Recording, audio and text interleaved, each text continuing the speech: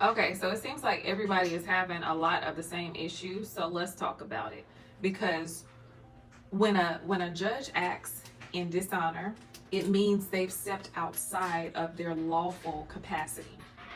And that's breaking their oath, ignoring due process, or refusing to uphold constitutional or contractual obligations which are owed to we the people. So in common law, dishonor isn't only moral, it's commercial.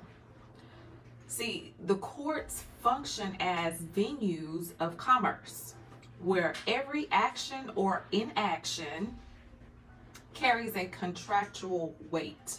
Okay? So if a judge fails to respond honorably to your lawful notices, and I'm talking affidavits or objections, they've entered dishonor in commerce.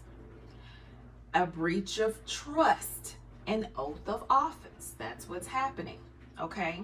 So dishonor is defined as silence, default, or failure to respond, which constitutes dishonor.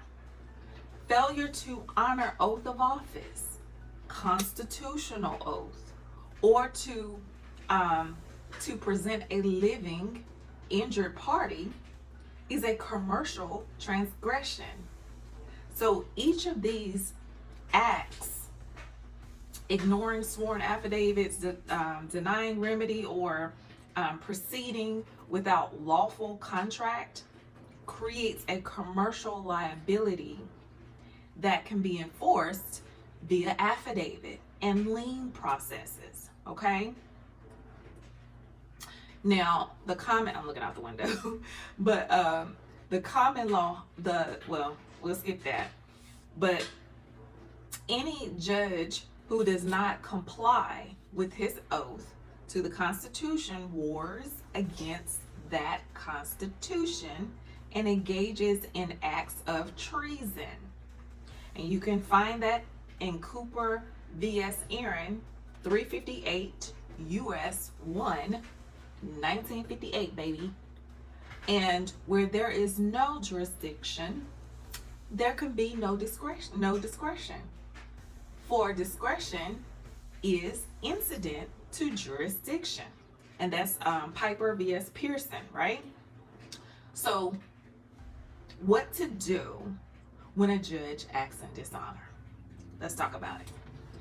These are some steps. You want to stay in honor. Never argue or act in anger. You want to respond through written notice or affidavit. Accept for value or conditionally accept upon proof of claim. You can also invoke record. File an affidavit of dishonor or default referencing their oath and duties. Under commercial law, unrebuked affidavits stand as truth in commerce, baby. Okay? Serve the conditional acceptance. Okay? Use a letter rogatory or conditional acceptance for value, demanding point by point rebuttal under oath. Okay?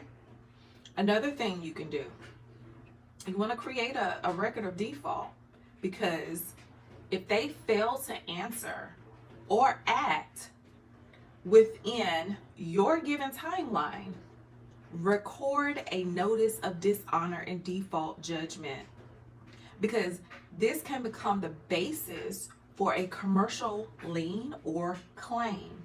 All right? You want to preserve jurisdiction, guys.